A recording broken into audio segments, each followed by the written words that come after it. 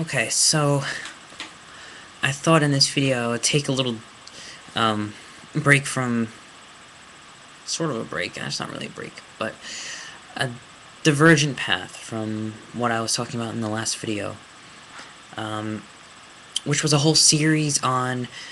It was kind of a pretend lecture on the evolution of society and the relationship between technology and society, and also the future of sociology, the future of society.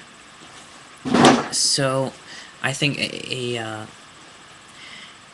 future social science would sort of try to understand the evolutionary processes behind the movements of societies, and also the new structures that are popping up.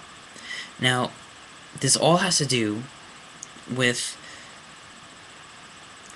well, to give you a little bit of background, I read a lot of Ken Wilber the past couple years. He was a major influence in me when I was first going to college, so I feel a certain affinity to his theories.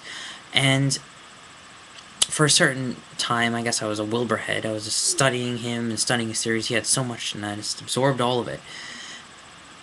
And when I started to get into my own field and really develop my own studies and research and read other people, become exposed to other thinkers, things changed. I sort of, not necessarily broke away, but I sort of began to come up with my own ideas, perhaps differing opinions on certain things that Wilber had. Um, but I would just like to explore the relationship between.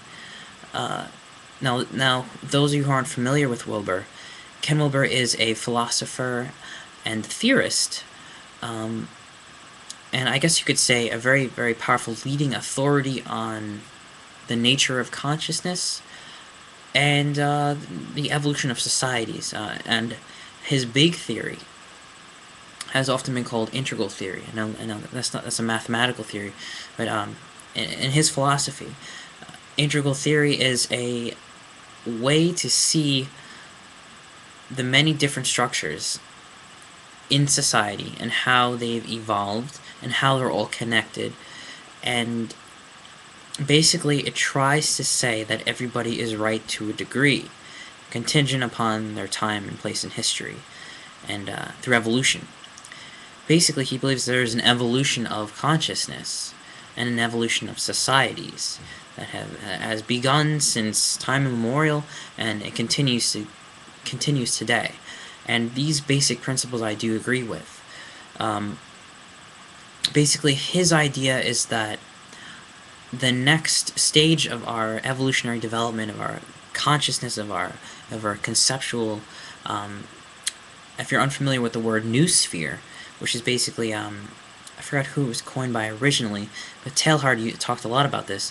A noosphere is a conceptual, basically a thought sphere, almost sort of like what the internet is. It's a way to describe human societies and the spheres of thought and influence and culture and ideas and how they all interact. Teilhard posited there's a geosphere, a biosphere, and a noosphere, and that's very important because we're part of this noosphere. We're sort of like the grounding of it. We've sort of generated it from our ability to think and to interact with our thoughts. So, this noosphere and how it's evolved and become more complex and more aware, more encompassing over time. These are some basic tenets of Wilber's philosophy, and they've always sort of been like this. So he believes that the next, his big theory is integral, of course, which tries to see the big picture. It tries to say, we're at a point in history where we can see so much information. We have so much information at our fingertips. And let's try to make a coherent picture of all of it. Let's see how it's structured. And he thinks it's structured not necessarily linearly, but definitely in layers, in stages, in levels. If you see it with depth instead of just span, just all these different theories, or if you see a particular order and structure that's layered, then all of a sudden they all come together. And this is what he believes. So the next stage of development, and he said this would take some time, but the next stage of development would be the ability for a society to begin to utilize and understand different levels of development and begin to act accordingly to those levels of development.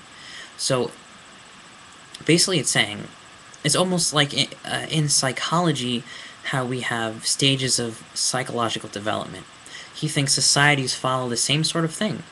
And if you can understand the stages, you can meet each stage's needs appropriately and help it transcend and grow and evolve. And these ideas I really do enjoy, but the one main opposition I have found as a social scientist is that people in social science, when they see stages and levels and lines and all these developmental terms, they shy away. They say, "Oh, you can't do that. You can't simplify. A person is one thing, but an entire society, and to be able to just categorize them as like, oh, you're on level 3. Ha! You need to get to level 4." I mean, to say that, I mean, they're so diverse and they're so relative and contingent, etc. That's the main argument against it. Things are too relative, too complicated to simplify and generalize to these stages. That's, I guess, opposition 1. But I don't necessarily think, since even though it's an opposition, it doesn't mean it's a roadblock. It just means it's a tough hurdle, but I think it's possible to make sense of this. So Wilber talks about the future societies being integral, having these sciences of thought, sciences of interior thought and structures and the way we think, collective cultures think, and being able to navigate this through this great grand theory of consciousness. Basically, he's trying to create a grand theory of consciousness. A general theory of consciousness is a good way to put it. As a social scientist, when I began to become a social scientist, this became very interesting to me because we don't have a general theory of consciousness. We don't have a general theory altogether. There are many different theories. They kind of work together. They have their good points. They have their bad points. What really pulled me to Wilber was the ability that he kind of had to put these puzzle pieces together and make a coherent map of reality in a way. But some of the roadblocks, this integral, the one thing I thought, I don't know if we'll be able to get to that yet. I don't know if we'll be able to really develop this, I don't know, integral society for quite some time. And I know he's mentioned this as well, but I don't know if it's going to happen in the same way, too.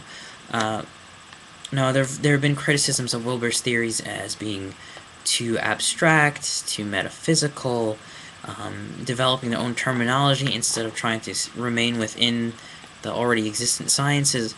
I think these are all legitimate criticisms, but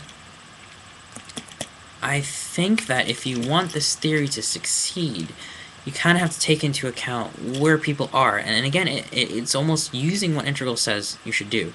See where a given group of people are at, and act accordingly. Get into their minds. See where they're thinking, and help them get to the next step. If you truly think you understand the next step, or if you even believe there is a next step.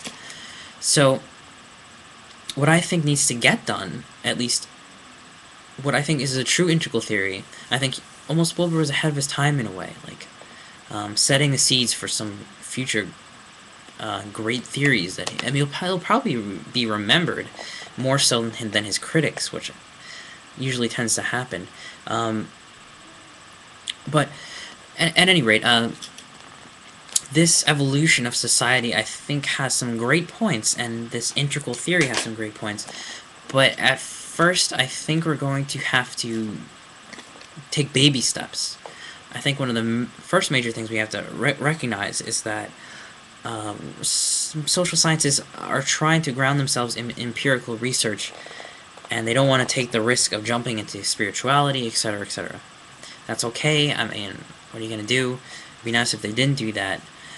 But I think we can sort of start at some manifest physical processes. And one of these big things that make integral believable is how the world is physically becoming integrated through technology. And I think that's a starting point. And I guess I'll just end here for now. And yeah, this is Thoughts on Wilber. I guess it'll be a series.